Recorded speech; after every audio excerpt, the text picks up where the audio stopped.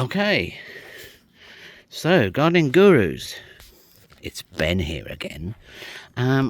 So following on from showing you from my gravel garden in the back of the house, I'm now going to continue further down. And Pumpkin the cat, he's going to come with us by the looks of it as well. So I came up as far as the decking really. So then we have got this lovely outhouse down the side of our garden, which isn't ours, but it just gives a lovely bit of character.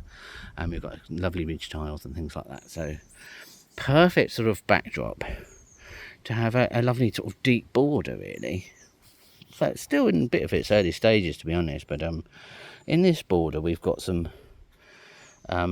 bit of structure, which is like this myrtle, which we put here, which seems to have taken quite well now. And again, I think that's a bit of a drought tolerant type plant, but yeah, that gives some nice structure. It's got nice bark as well. And we added another tree here. We've had probably about 12 trees in the garden, and this sort of tall, more sort of obelisk sort of shaped tree is an ash, and it has lovely berries. Is it a malus, I think, isn't it? Oh, that's a crabapple. But it has beautiful autumn colour and berries. So like a sort of mountain ash, but I think the berries are orange, not red. So sorry, I can't give you the actual name. But anyway, that's an ash tree, and it just sort of, again, gives you nice sort of vertical lines and structures and uses the height and the volume really well. So coming down that border there, we've got all sorts of bits and bobs I won't go into, but it's just trying to fill the space. I just like to have loads of stuff. I don't want to see soil.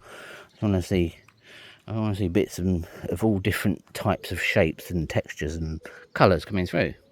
So I just keep adding bits as and when, really, and things finish and gaps appear, and you just get on with it and grow things from seed. Most of my stuff's seeds or cuttings, and then another bit of a statement here down here is the cardoon, which just looks like an artichoke, really, doesn't it? But it's a bit bigger. Lovely big leaves. I've been trying to support it. It's getting battered, and we've had some crazy weather here, so it survived pretty well.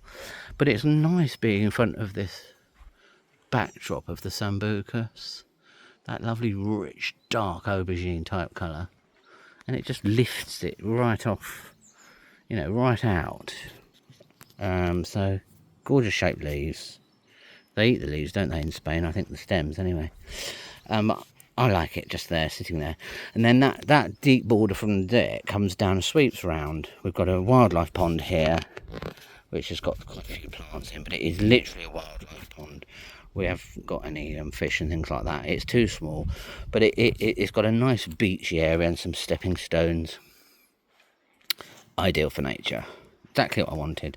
And then as you come around, I've got the cornices, which I've cut down, so midwinter fire, and then the really pale yellow, pale green ones, and the back of that is viburnums and shrubs and all sorts of more let to go stuff for wildlife. So I actually put all old pots under there. I put cuttings and all sorts of clippings and some and leaves and all sorts under there, because it's just ideal for nature, and they make nests and all sorts in that bit underneath all the shrubs. Again, another tree we've got here, which is a cherry, has beautiful flowers really early on. So that's that one. On the other side, coming down from the garden, is another quite deep border. Gets a little bit wetter there because I haven't got guttering, and it's just ideal. That's another good tip, is that don't always have to have guttering, and that is just evenly supplies a lovely sort of shower of water into anything that's planted underneath it.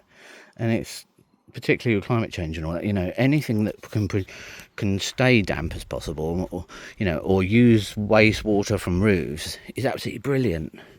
So I plant things which like it damper there. I've got a Vialii, which is the primula. You can see that lovely flower. I get loads of those usually, but there's not as many this year. But they like it damp.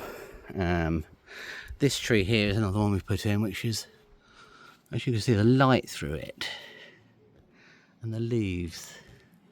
You just love this. It's a forest pansy, they call it, I think. It's a Cirsium. Type of Cirsium name, I'm sorry, I can't remember. But a forest pansy is what the common name is.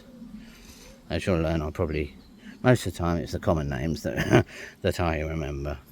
So yeah, I had it on a little bit there, which is work in progress, for a little covered area for sitting out, maybe eating in there as well when it's raining. And so yeah, that's what I did.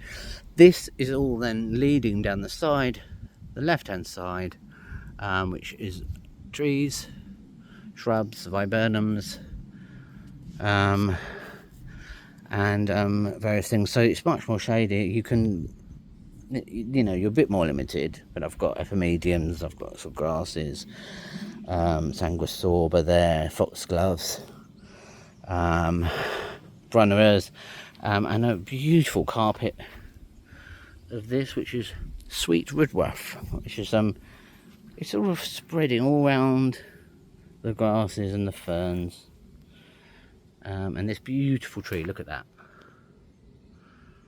that trunk. Beautiful Tibetan cherry.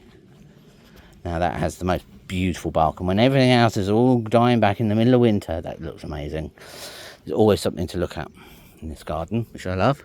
And we've got a papal bark maple here, another really pale Acer maple there. We've got so now we're sort of really moving right down. So you've got another area of lawn here, but it's all much more shady. As you can see, Pumpkin the cat particularly likes the top bit because it's much more sunny. But yeah, this is a real kind of wildlife area which sort of leads onto the pond, and there's all sorts down there. I've got a hedgehog house in there.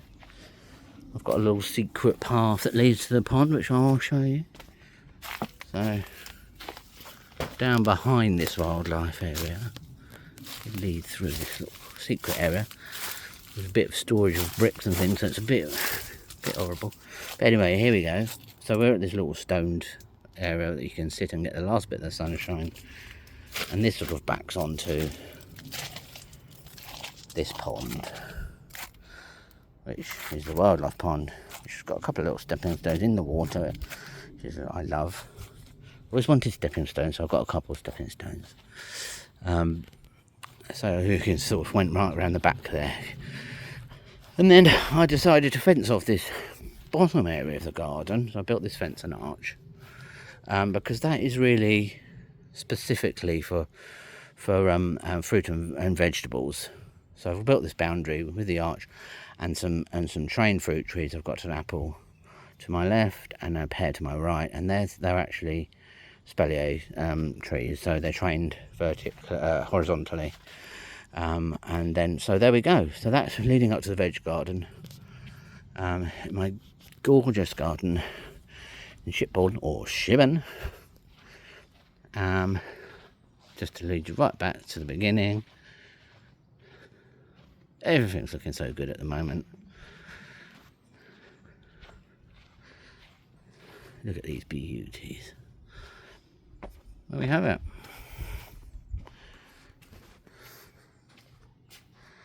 Right then, gardening gurus. Happy gardening.